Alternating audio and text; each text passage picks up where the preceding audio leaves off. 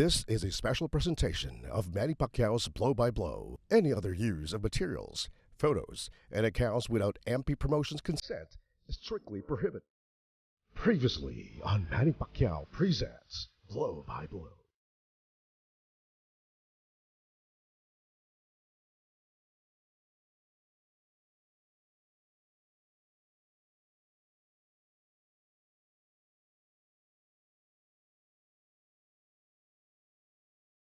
And remember, back in round number 2, nagkaroon na po ng sugat si Jerry Rivera near the corner of his right eye. And of course, that right eye also was swelling. That was a nice connection with the right hand. And then a beautiful right hand once more. Eye to swell. Now, at this point, I want to check myself. No? Yun, nagkaroon ng accidental headbutt and that drew blood. And more punches delivered and connected by Santiago, earning him the unanimous decision, a win in his professional debut, the 19-year-old kid against Jesse Villegas. And right from the start, on the attack agad si Jesse Villegas, connecting with that right hand. Ito, makita po natin, there will be a knockdown. That was more like a push. Watch the left hand, nakamonekta. Yun! The left hand, off balance na po si Van Arroyo. And watch it from a different angle. But that was the last one. That was a second and last knockdown. That was a beautiful right hand connected by Jesse Villegas. And that was the punch that ended the fight. Jesse Villegas getting the embrace. Natin kanina that this was a battle of undefeated fighters. A lot of pride at stake. Alahid 2-0 with 2 knockouts. Pero in the first round, bumagsak po siya. Actually, nabilangan. Looked like an accidental slip. But he was on fire in the first round. Ito po, parang natalisod siya eh. And he went down, and referee Sammy Bernabe calling a knockdown. And Alahid actually was pleading his case. And shots to the head by Daculio, and then he shifted his attack to the body that you need. Mid-fight adjustment on the part of Daculio. Alahid still scoring with shots to the head in round number 4. Now in round number 5, this was the fateful round. Here it is. Round number 5, makikita po natin, dalawang beses po bumagsak si Alahid. Yun, shot to the body. That took the wind out of the sails of Alahid. Bumagsak na lang siya doon, no? And then he tried to come back, but hindi niya na nakayanan. A winner by a knockout, Jobert Daculio. Ladies and gentlemen,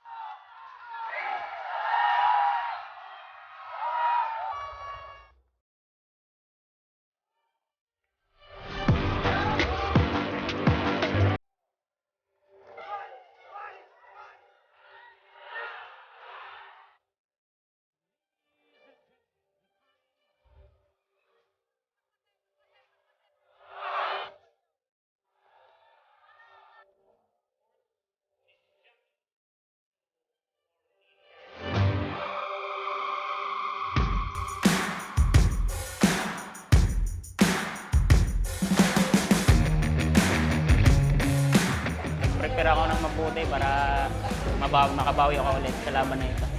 Oo, sobra sa timbang eh. Oo. Pero okay naman po, nakaka-recover naman po. Masaya po, masarap po sa pakiramdam po na i-represent ko dati yung pangarap ko lang na-achieve.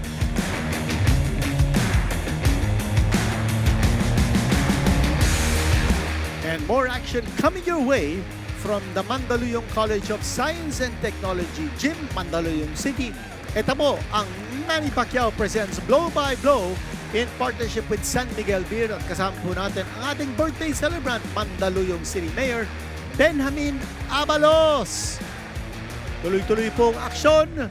Hostilities are heating up dito po sa ating Mandaluyong College of Science and Technology Gym. Our next fight, a 4-rounder, 108-pound division limit. and that's in the light flyweight division. Perlito Exclamada Jr. kontra Ramil Gusi. At mga kaboxing, sila po ay pwede natin ituring blow-by-blow babies. They will be fighting in their second fights, and in their first fights, pareho po sila lumaban sa blow-by-blow. So, exclusive blow-by-blow prospects itong dalawa, Exclamada at saka si Gusi. Exclamada is 21 years old. Undefeated po siya, and he's 5'3 and a half. Si Gusi naman po is 18. Pansinin po natin ang kanyang height. 5'7 and a half. So, he's got a distinct 4-inch height advantage over Exclamada. May isang talo na po si Ramil Gusi. Siya po ay taga Romblon at si Exclamada naman taga Negros Occidental. Okay, ito na po si ring announcer Bobby Manhar with the official intros. Ladies and gentlemen, introducing the fighter coming into the ring, Ramil Gusi.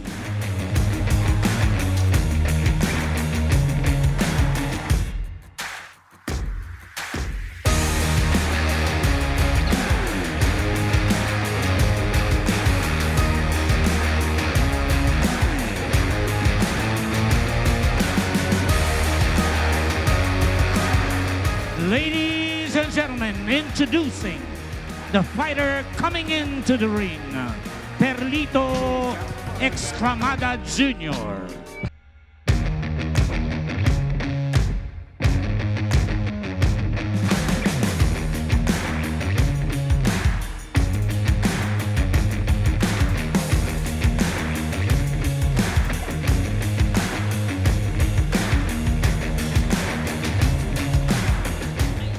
Ladies and gentlemen, Manny Pacquiao presents Blow by Blow here at Mandaluyong College of Science and Technology Gymnasium, Mandaluyong City, in partnership with San Miguel Beer, in coordination with Mayor Benjamin Abalos, Vice Mayor Menchi Abalos, and the City Council.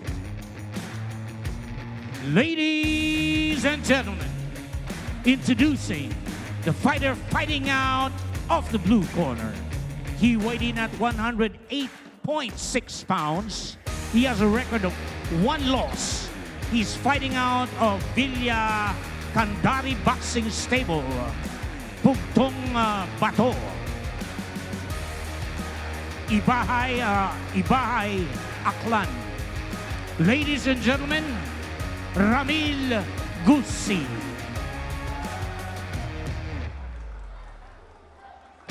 Right across the ring, fighting out of the red corner. He weighed in at 109.1 pounds. He has a record of 1 win, no loss. He's fighting out of Peñalosa Boxing Gym, Libis, Quezon City. Ladies and gentlemen, Perlito Exclamada Jr. Judges at ringside, Sammy Bernabe, Virgilio Garcia, Elmer Lopez. Third man in the ring, referee Oliver Garcia. This will be 4 rounds of professional boxing. Okay, so schedule kayo na 4 na rounds ha. Ingat lang tayo sa ulo, gawing laging magandang laban. Okay, touch the glove. Bakbakan. 4 rounds po tayo in the light flyweight division. Exclamada, nabanggit na natin kanina, is undefeated with a 1-0 record. His only fight was on blow-by-blow last July.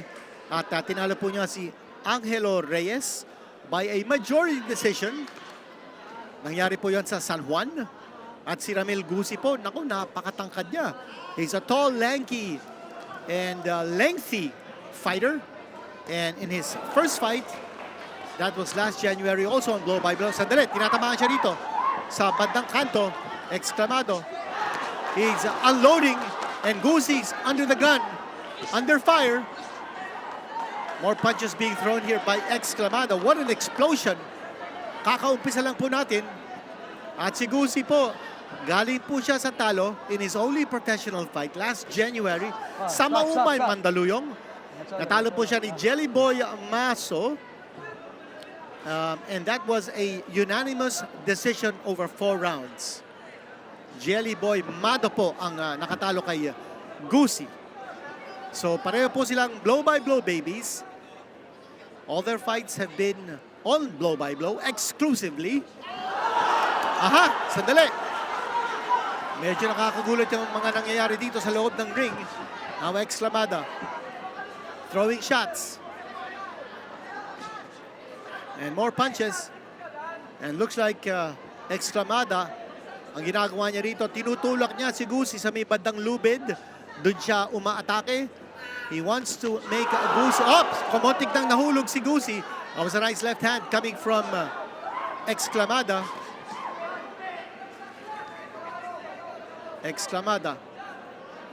His cornerman si Carl Peñalosa Jr., si Erbing, ang tawag sa kanya. One of the Peñalosa brothers. Along with Dodi Boy and Jerry and Jonathan. The fighting Peñalosa brothers.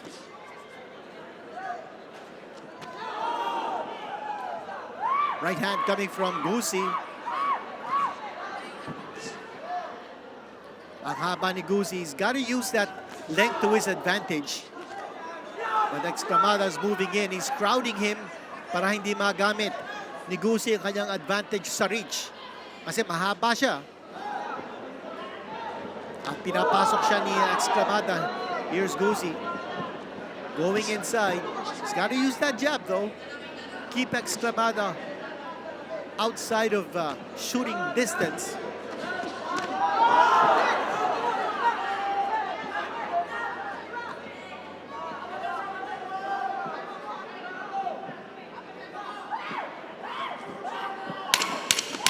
And second clapper.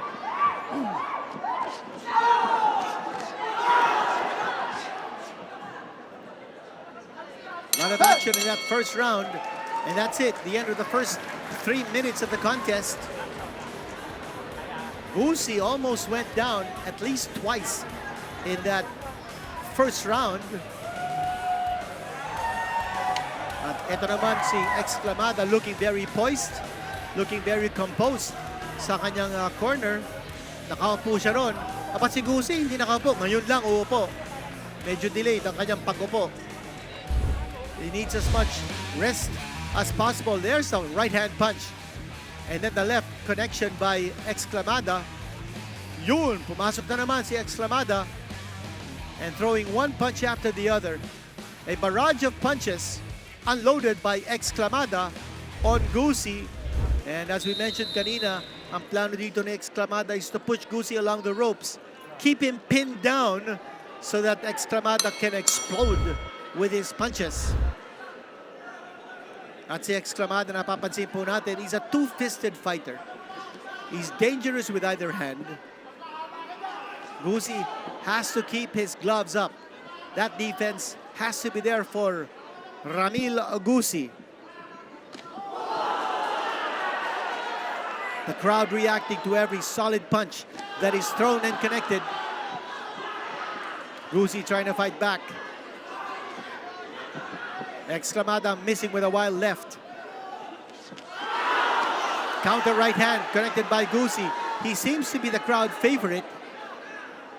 The lanky, the gangling, Ramil Gusi. Gusi connecting with the right hand.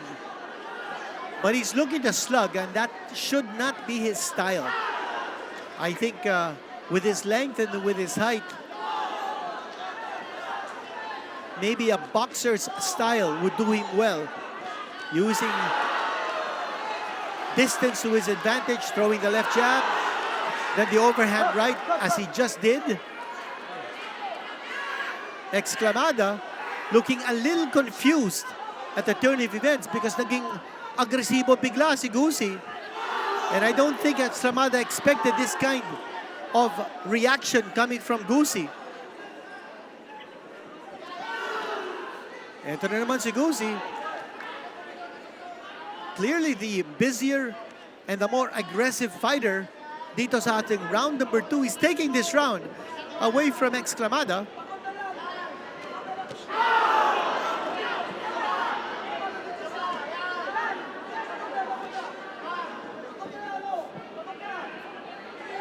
Ramil Gusi, his cornermen, si Jun Monteza at si Omar Abejuela.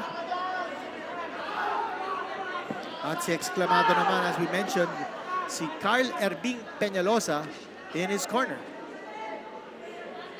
Good round here for Gusi. A bounce-back round para sa kanya. Now using that left jab. At biglang-bigla, parang hindi na masyadong sumusuntok si Exclamada.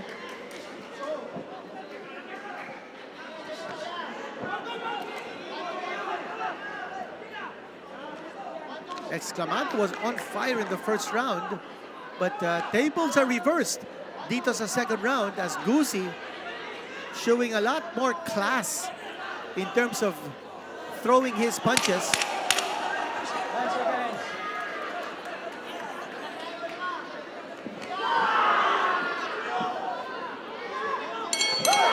And that's the end of round number 2. That was clearly Gusi's round. There's got to be some adjustment on the part of Exclamada.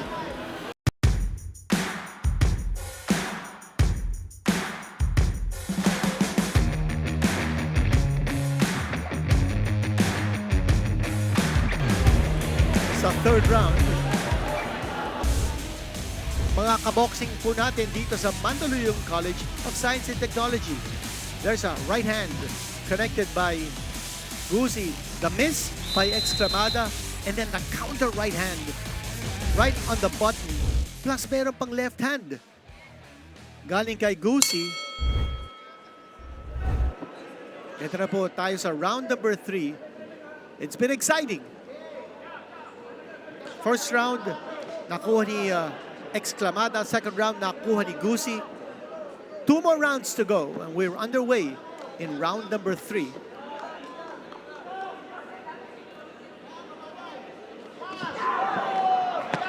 Left hand connected by Exclamada, and Gusi coming right back.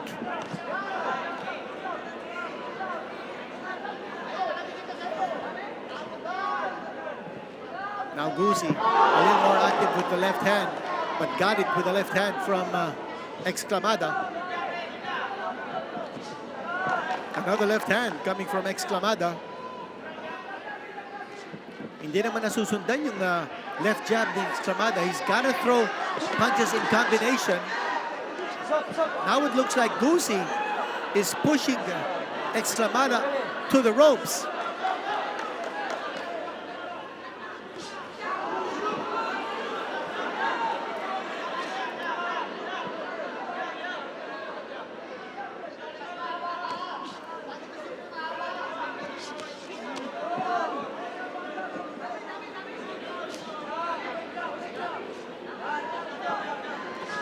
Gusi continuing to throw his combinations. Now action is slow down dito sa round number 3. Gusi on the attack. And he's keeping Exclamada at bay. Since round number 2, parang naubusan ang hangin si Exclamada sa dami ng mga suntok na binigay niya sa round number 1. He has not been the same fighter since round number 1. Gusi on the attack. He's pressing the action and he's setting the pace. And Exclamada almost going down. Gusi sensing that Exclamada is in trouble. He's coming in. Nakangiti po si Exclamada, but he almost went down.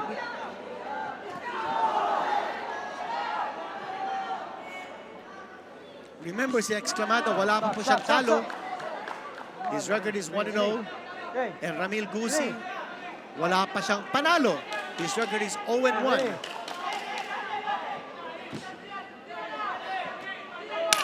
10 seconds. 10-second clapper. Stop. Holding. Box. And that's going to be the end of the round. Up. One more round to go in this 4-rounder.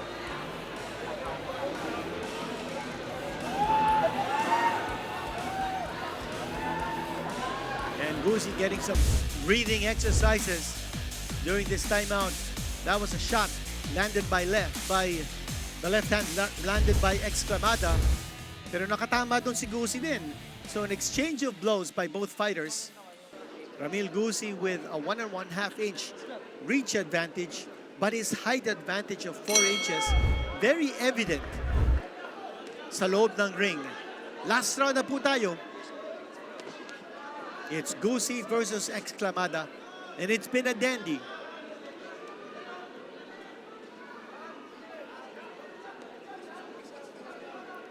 And I think this fight is ripe for Gusi to take.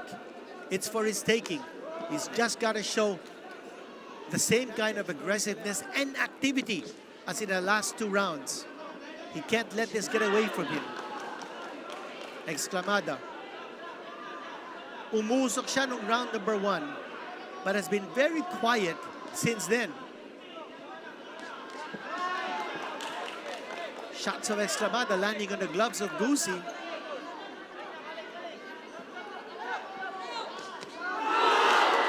Gusi connecting with the right hand. And Gusi smiling at dinidilaan pa niya si Exclamada. Whoa, what a picture of confidence. Ramil Gusi, dinidilaan niya si Exclamada. Tinatawanan niya. Ano naman ang reaksyon ni Exclamada? Anong gagawin niya? Kaya ba niyang bugbugin si Gusi? Remember, we're in the last round of this fight.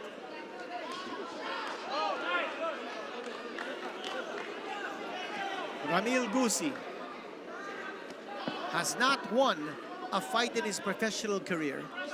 Looking to book his first one.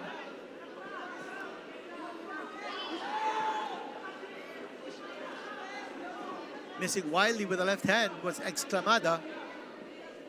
Exclamada poking with that left hand.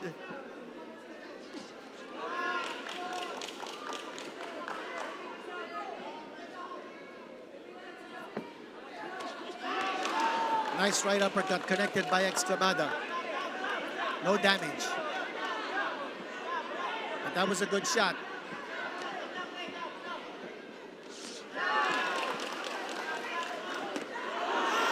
Right hand, overhand. That was connected by Gusi.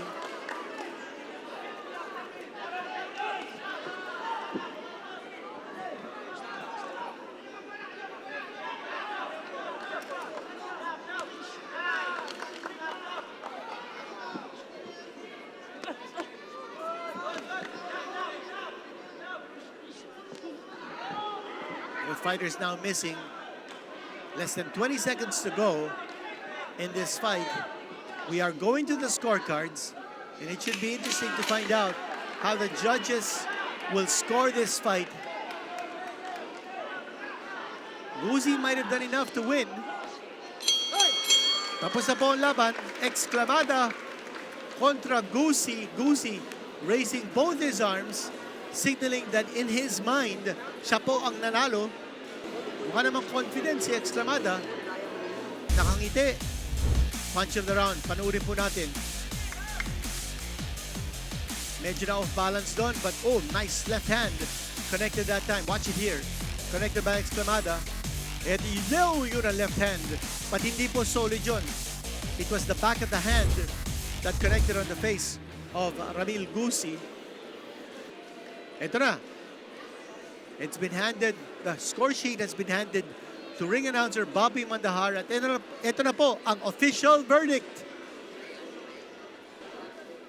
Ladies and gentlemen, after 4 rounds of boxing, here are the scores of the 3 judges. Judge Lopez scored it 39-37. And Judge Garcia scored it 38-38. Judge Bernabe scored it 38-38. We have a majority draw. Ayun po, majority draw. Tabla po ang decision. And I actually called it. Sabi ko, posibleng tumabla to. Pero si Exclamada was lucky to escape a loss. Exclamada was on fire in the first round. Somewhat slowed down from the second to the fourth round.